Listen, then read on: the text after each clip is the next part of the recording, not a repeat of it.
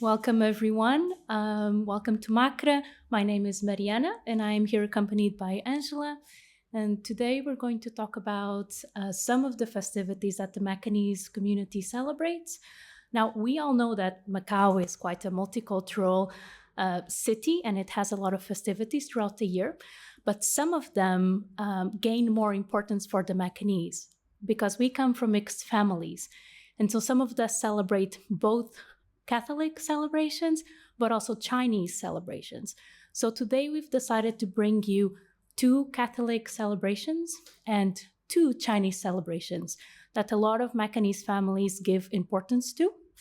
And we're both going to share our very personal stories and personal experience belonging to these celebrations and festivities. And we hope that you can identify with some of our traditions and definitely share with us some of your comments or some of your experiences that you have with us. And so we're going to start by interchanging. We're going to start by the festivity of, or the procession of Our Lady of Fátima, which usually takes place on the 13th of May. And then we're going to share a little bit about the dragon boat races, which usually take place on the 5th day of the 5th lunar month. And then we're going to go back to another important procession, which is the Saint Anthony procession, which takes place around the 13th of June every year. And then we're going to go back to the Hungry Ghost month, which usually takes place around or starts around the 15th of the 7th lunar month. I think we also have to emphasize that throughout the year, we celebrate lots of festivities, and the reason why we pick these ones really is because some of them is coming up, like the Nossa Senhora Fátima, which is, I remember with you because I know you for a long time. Before you moved to England, we usually go every year for the procession. So this is meaningful to both of us and to my family, which I'm going to explain later. The Sant Antonio as well, also very meaningful to me. I'll explain later as well. The dragon boat for me, which I'm going to talk about this, is because I did participate. So I know from experience everything that I'm going to talk here today, and Mariana as well, is we are not, I'll put it personally, I won't say we are expertise, but we want to share what we know and what have been passed down from our families. So just sharing a bit with everything we know as we grew up in the Macau with these 2 different cultures, which we consider, have some kind of involvement with the Macanese culture, put that way. And the last one I actually picked because there's a lot of festivities, and I think this one is quite significant to me because I kept being reminded every year of how careful I should act with the hungry ghost. Not act, but there are things that you cannot do. So this is deeply every year when we talk about festivities, is something that I said I need to talk about this because not many people like Mariana, I was discussing with you, some of the things you don't know. So maybe I can clarify what I know and share with others. But also, you that are listening to this podcast, you can also comment, if what we talk about is something that you do as well or you don't do. But just open it to us. But anyway, do you want to start talking about the Nossa Senhora Fátima procession? Yeah, let's do that. So the procession of Nossa Senhora de Fátima started in Macau in 1929, so it's quite a long celebration. And it began 12 years after the first apparitions of Our Lady of Fátima in Portugal. And so, Macau was and continues to be quite a Catholic space, and the community was very interested in these apparitions, and they were brought into Macau. And they are one of the few processions that have never been stopped, almost. So it continuously was done by the community in Macau. The congregation, so there's a congregation, a sisterhood, let's call it, who organizes the procession. And the procession leaves from São Domingos, Igreja de São Domingos, so St. Dominic's Church. And what is beautiful about this procession is that preparations start days before the procession. So on the 4th of May, the sisterhood, the women of the sisterhood already meet to start their prayers. And they pray every day until the day of the procession. And then on the day of the procession, we have the bishop opening the celebrations. And all the women who are part of the sisterhood are dressed in white. And they carry Our Lady on a float. And they parade through the city accompanied by chants and by prayers. And they go all the way up to the Panha Hill, so the church on Panha. There's a lot of devotion, and there's a lot of care, and there's a lot of sense of community. Of course, a lot of people accompany us, and what is beautiful to see is that many Macanese come back to Macau on purpose to go and witness the procession. I was one of the members who went in the procession. So in Portugal, Our Lady showed up to 3 shepherds, so 3 children. So in front of the procession, you will always notice there are 3 children. And then the sisterhood, the women of the sisterhood accompany the shepherds and accompany the statue. Now, because the procession starts late in the day, at night, it is visually very beautiful because everyone carries candles. And they go all the way up, again, like I said, Panha. And of course, the last stretch, because the women, 8 women are carrying the statue, and it is a little bit heavy. So we've asked help to the congregation of Santo Antonio, which is the procession we're going to talk about a bit later. And they help us carry Our Lady of Fátima all the way up Panha. Once people arrive there, there's another mass. And most importantly, the bishop blesses the participant and blesses Macau. So this is a blessing to the entire city. And of course, it's a way to meet everyone. I think a lot of Macanese families participate in these processions. And so it's a community event, right? And I don't know if you remember participating in some of these. I remember very well how it started. I think I'll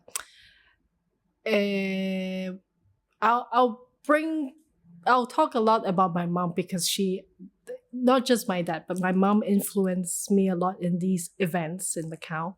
So one of them is being Nossa Senhora Fátima. So I remember, like you said, the conquest of the ladies. Yeah, the sisterhood. The sisterhood of the ladies. So there's also little kids who dress, little girls, right, dresses in white, and they have a basket with rose petal flowers where they throw on the floor. And I remember seeing all these kids lining up on both sides of the statue, right? And I think for you to be able to participate in that, you have to months before or a year before to sign up for these things to be able to throw, let's say, petal flowers on the floor. But my mom being my mom, very cheeky, I remember arriving on that day, my first time going there, and she would just ask someone. I think she will tell me off later after seeing this podcast, but I'm going to explain anyway. And she already put me dressed in white and everything with the veil and everything. And already a day before prepare a basket with rose petals. And she said, tomorrow we're going to the procession. Okay. So I arrived there. We arrived at the day after. And she asked someone if she could put me in line as well without having signed up. And then, of course, the Macanese community, we are also sometimes, not sometimes, we help each other. And because she knows someone, so she said, of course, we can, put you this time for your daughter to be there as well and participate in this. So I remember actually being able to line up with other girls and throw the petal flowers. But I thought it was quite funny. I always remember this because first, like you said, it's such a nice procession and it's happening at night and there are candle lights, and there are many people you never see. Lots of people, not just the Macanese community, but also nowadays with the Chinese community. Because also when you pray nowadays, you pray in they mention in, right? You want to say about this in the 3 languages? Yeah, that's what I was going to mention. Of course, initially these processions, yes, they were very led by the Portuguese and Macanese community, but nowadays it's been very beautiful to see that the celebration has opened up quite a lot. And so alongside the route that the procession carries, there are these megaphones, yes. And they share the prayers in Portuguese, Chinese, and English. And it's wonderful to see, for example, the Filipino community joining. It's beautiful. And a lot of Chinese Catholics will also come from different parts of the city. And not just the tourist, because it's actually, I see, like last year, I see lots of tourist people coming, like not knowing what's happening, but they will follow this procession just to find out, at the end where they will go, I guess. But yeah, and one of the things, also another thing I remember, there's always someone singing a very, very nice but sad song. Do you know the name? I'm not very good with the.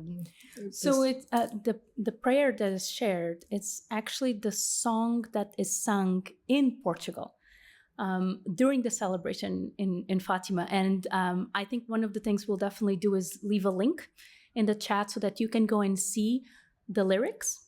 And you can go and see the hymn and what people say, because it's very beautiful. And because it's sung throughout the entire procession, you have this feeling of embrace. And it's like it's evolving you, right? It touches you somehow, right?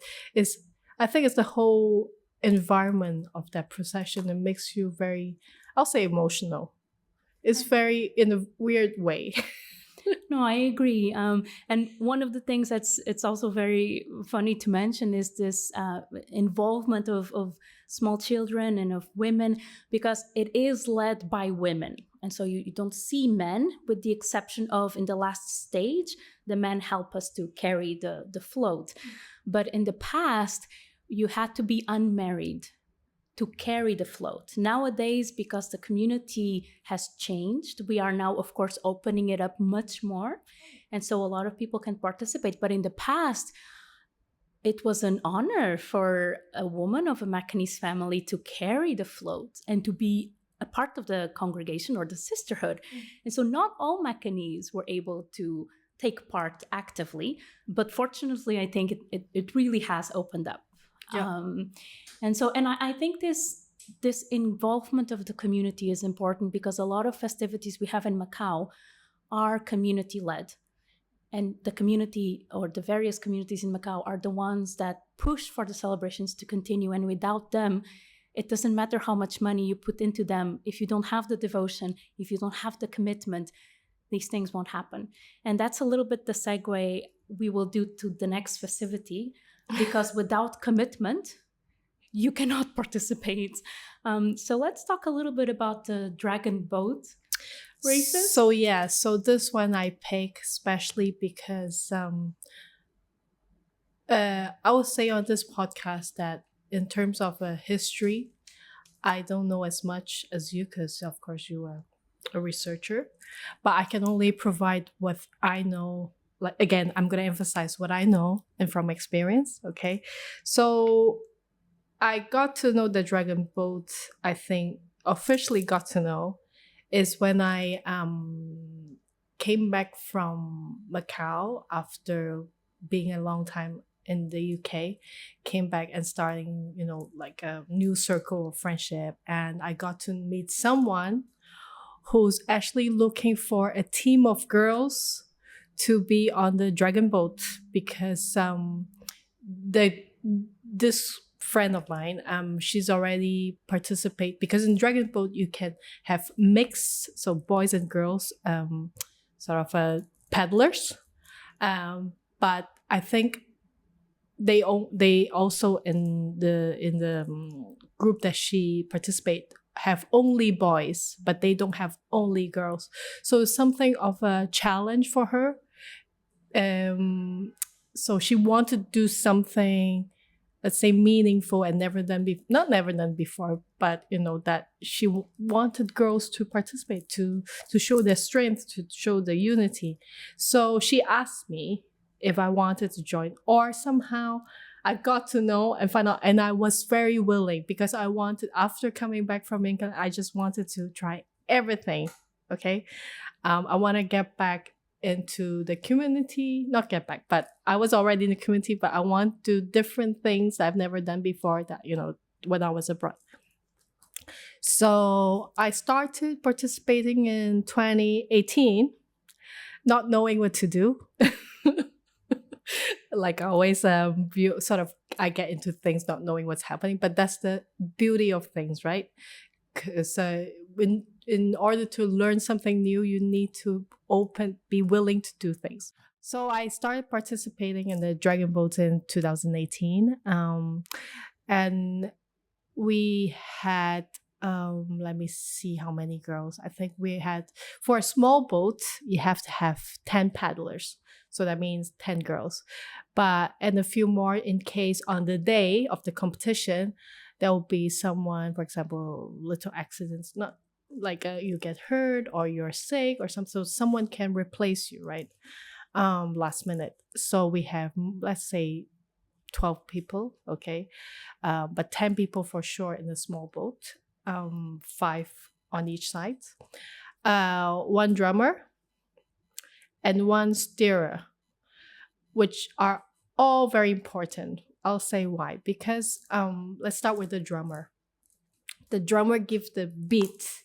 Oh, and before that, I need to emphasize that also that the girls that was in that group on the year that I participated, most of them are Portuguese people that doesn't speak a lot of Chinese, Cantonese, okay? So for them, it's starting really fresh, not in terms of how to paddle properly for the dragon boat, but also the drummer, who's also Portuguese, her name is Sarah, she had to learn counting numbers in Chinese. So you always start with 17, 18, 19, 20, and then you say go as well. So she had to say in Chinese. So that the counting has to do with the rhythm of how you paddle. So every beat that you do in the drums, okay, is the speed that we have to do. So if she goes slowly, okay, boom, boom, boom, that's where we follow the slow beat. If she goes very quickly, then we have to follow a quick beat paddling. So that position for her is very important. Now the steerer. Steerer is partly because she's the one, or he's the one that she in the group. She controls the left and right, the way, okay, the speed of the boat, but mostly going right or left, not to bump into another boat, okay? So it's also important. And the girls that are paddlers, what we do is we measure by weight. So you cannot have, from what I know, I've been told, okay, let's emphasize again, what I know, what I've been told, okay? But you're free to comment if you think what I say doesn't make sense. But I've been told that you cannot have pregnant people and very, let's put, heavy people, okay? Why is that? Because it has to do with the balance. So they calculate how much each person weighs in order to sit side by side from each other. So if you're 50 kilos, the next one cannot be 60 next to you. Otherwise, one side will be more heavy and it stays, on the one side. Okay, this sort of tilted. Yes. So thanks for the English. Tilted. And with the paddling, you have a way. Someone that we had luckily a teacher, a professional one that have many experience teaching us. So I remember it's not something you just put it down. You have to put the paddle down and then you push. So that was really hard because you don't use just the arms strength, but you also use your body. So you have to constantly, every time you put the paddle on the river, on the water, you have to use your body to push it backwards. And you have to synchronize with all of the girls, because if you don't synchronize, of course the boat will not go very speedy like we want it to. So in the competition, has to do with synchronization, with the weight, okay, with a good drummer, okay, and also the stereo is very important. So all of these things is very interesting because you see how competitive these games are, and how it united everyone that are interested in these games. Dragon Boat Day, I don't know if you know, usually is on the 5th day of the 5th month of lunar month, okay? And not just the competition happening, but also afterwards the people will eat zhong, which is like glutinous rice, and wrap with bamboo leaves. So this is the kind of festivities that we talk about that has not just the celebration, but also food involved. But I know there's one that doesn't involve food, right? And you're going to explain to us which one it is. Can you tell us a little bit more about that event? Yeah, absolutely. So of course not every festivity in Macau involves eating. And so we're going to go back to the processions. And in this case is the procession to Santo Antonio. And this procession is quite interesting in Macau. So it's celebrated around the 13th of June, which is when Saint Antonio passed away. He passed away in the 13th century, so 1231, so it's a long time ago. Saint Antonio was born in Portugal, and that's why it gains such a big symbolism here in Macau, because he is also the patron saint of the Portuguese communities here in Macau. But the other side of it is that it is said, the stories say or tell, that he was a soldier in Macau. Whether that happened or not, we don't know. Capitan. But he was promoted to the rank of captain, Capitão de Macau. And the Senate used to pay him a commission every year. So he was given like a salario, right? He was given his pay. And his role was to protect Macau. Now, the Church of Saint Anthony in Macau, it's where the procession comes from. And of course, in the past, this was one of the most traditional Macanese neighborhoods. So a lot of families used to partake in this procession, and the procession used to go all the way to the ruins of St. Paul. Nowadays, it's a bit smaller. Very short procession. Very short. Nowadays, it is very short, but it's the symbolism is still very big. He not only is the patron saint of the Macanese and Portuguese, he's also the patron saint of, if you want to find something, especially love. So you go to Saint Antonio, to the church, and you ask for marriage, you ask for love, and you ask for children. And that's what a lot of Macanese still do. And that's why Saint Antonio is still very well known. Now, like the Fatima procession, there's a congregation, like a brotherhood of men who used to be part of the procession, and they are the ones that carry the float. And again, like the procession of Nossa Senhora de Fátima, it was an honor to be a part of the procession and to carry Saint Antonio. And so you can still go and see this procession. It still takes place. And of course, if you lose your keys, or for example, if you want to ask for money, Saint Antonio is very playful. So you can say, I give you 100 patacas, help me find 200, and he might be able to help you with that. Or if you want to find a boyfriend or a girlfriend, or whoever you want. But do you have to pay as well? You don't. You just have to ask him very nicely. Okay, nice. Do you have any experiences with Saint Antonio or with these processions? Well, like you said, because he's a casamento, right? So he helps find a boyfriend. So a few times I've been to the procession just to be curious if that happens, but I don't remember if it happened. But what I remember with this procession, like I told you before, nowadays the procession is very short. walk is not until the ruins of St. Paul. So I think it's still very interesting because right next to the church there's like a bus stop and a small roundabout in that bus stop, right? So the procession happened there. So I guess it's how long? 30 minutes or something like this? So it is quite short. Yes. And what happens is, of course, it doesn't have the weight of, for example, Nossa Senhora de Fátima. So in Nossa Senhora de Fátima, the traffic is closed. But in here, it's not always. So then you have a procession going around the small roundabout. So you almost touch the end of the procession just by doing the roundabout. But I think this is also a bit of an appeal to whoever is listening to our podcast. These are all volunteers, these processions, these events. So please come and join, please volunteer, because this is part of what makes Macau so unique, right? But it is a very short procession, so it's definitely worth it for you to come and just see it. It's a beautiful event. And again, Saint Antonio is one of the most important saints of Macau for the Macanese. And so if you really feel it and if you need help, ask him. You never know. He might be able to help you. Yeah. But I think when we talk about help and when we talk about family, sometimes we want to seek them out, but in other cases, we might not want to turn back. And so we're going to talk about our last festivity and of a month that you're not meant to turn back if you hear your name.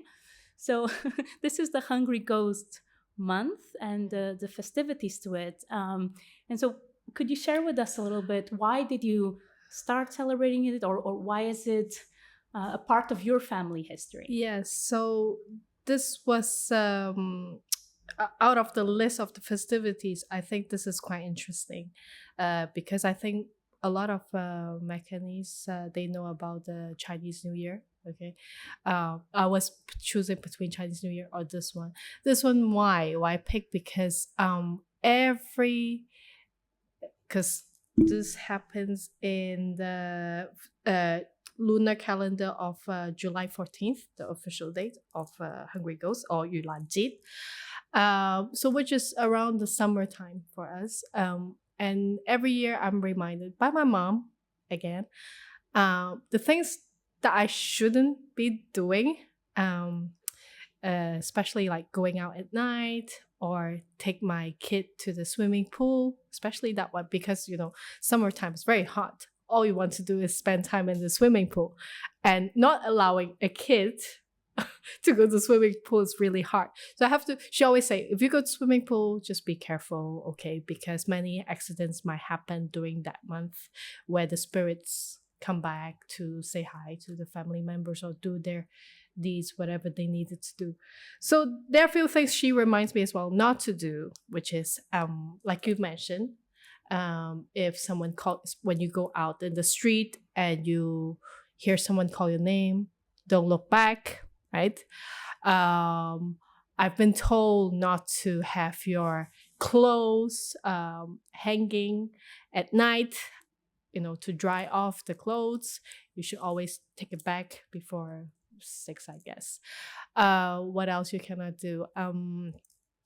You cannot wear high heels because the spirit might attach more to you, or even walk very near the walls in the street, right? Because they might easily attach, like be clingy to you. Yes, because I also don't do that. So in theory, they tend to be closer to walls. So of course, if you go near to the wall, you can come into contact with that. And another one that I've heard is, don't tap anyone in the shoulder, because of course we're full of fire, all of us. And by tapping someone in the shoulder, you cancel that fire. And so you might attract some of the spirits that are a bit more desperate. But I think what's really important here is that many Macanese will be part of these festivities, but not necessarily know everything about them and not know why. But we know our parents told us not to do it, and we will not do it. Sometimes we don't need to know why we don't do things. But if they are meaningful for us and if they are important for us, you know, let's continue to do that. Because many celebrations and many rituals survive because people carry them forward, because the people who taught us not to do that are people that are important for us. And traditions and rituals continue because of that. We don't always have to know the reasons why. Yeah. Sometimes it's best not to know the reasons. Yeah. But yeah, that's right. I think these are all what we share today. These are all very meaningful ones. Of course, there's still a lot that we know. Also because I think is we celebrate both of them, and we kind of try to respect whatever culture festivities we grew up with. So I guess at least that's important for me. I don't know about you. No, absolutely. And I think, I know, for example, you have a big presence in the temples. Yes, right? They're also super important for this you. is important for me, not because I don't respect going to church. I do, but it's something I've been taught to do as well, doing to church and to the temple.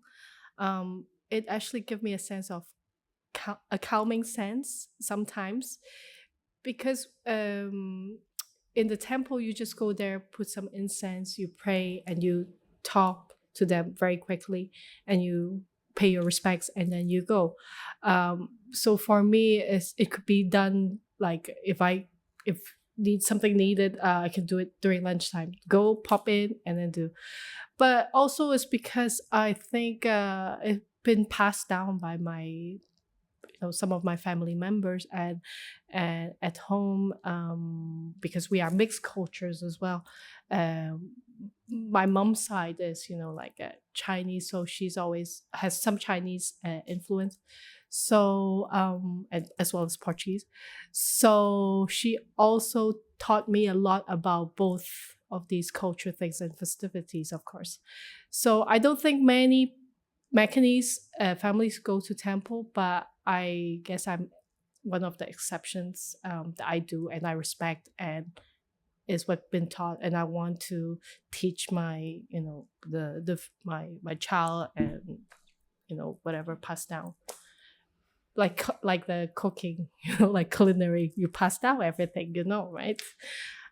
So yeah, so it's nice that you asked. Yeah. So yeah.